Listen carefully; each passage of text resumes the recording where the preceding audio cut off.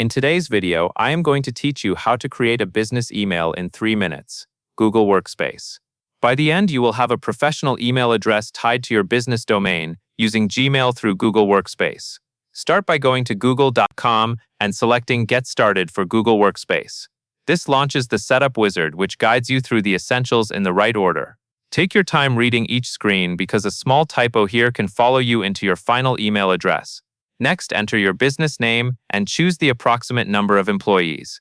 This information helps Google recommend the right configuration for your account. For small teams, do not overthink it. You can always add more users later as your business grows.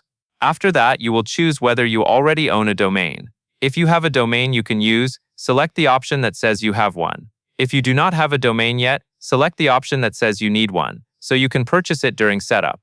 Your domain is the part that comes after the @ symbol in your email address, and it is what makes the email look professional and branded.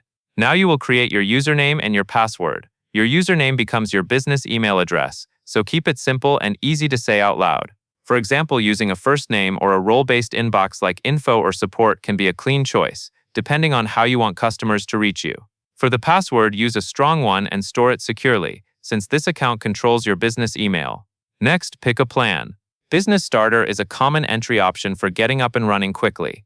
Once you select your plan, complete the checkout process to activate your subscription. Make sure your payment details and business information are accurate because this is what keeps your service active. Finally, you will connect your domain to Google so email can flow correctly. Log into your domain provider such as GoDaddy or Namecheap, then find your DNS settings. In the Google Admin Console, choose the option to activate Gmail and use the auto link or guided setup to update your MX records. These MX records tell the internet that Google handles your email. After the records update, it may take a little time for changes to fully propagate, so be patient if it does not work instantly. And that is all there is to it.